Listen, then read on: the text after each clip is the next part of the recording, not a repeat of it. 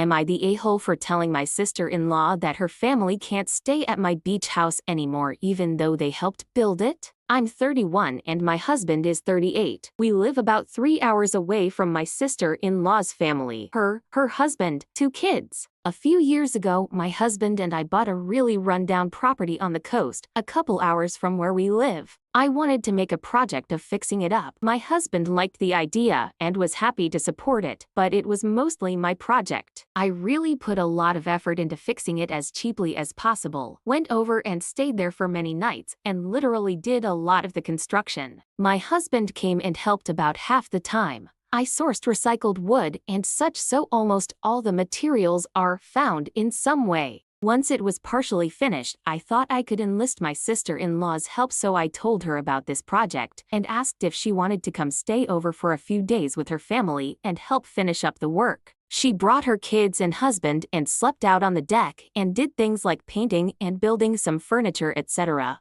When it was finished, it was really beautiful. We started renting it out on Airbnb and have had good success with that so far. I did say that my sister-in-law's family could come stay anytime because they helped with it. There's 2 parts to the house that have separate kitchens and bathrooms, so we've kept the top for us and sister-in-law's family, and the bottom for Airbnb. Last week they were there, at the same time as some paid guests. I got a complaint from the guests afterward that my sister-in-law's kids had made fun of their kids, and that my sister-in-law told them that this was their house, so the guests don't get to dictate how their kids behave. I asked my sister-in-law about this, and she said their kids wanted to play with the guests' kids on the beach, and the guests' kids tried to ask her kids to leave them alone, but they wouldn't. They were playing volleyball and her kids were much better, and rightfully proud of it. I got pissed and I told her she wasn't allowed to stay there anymore if she can't be considerate of the fact that this is also a business and you can't be rude to customers or anyone. Now she says I'm an a-hole because I promised she could stay anytime.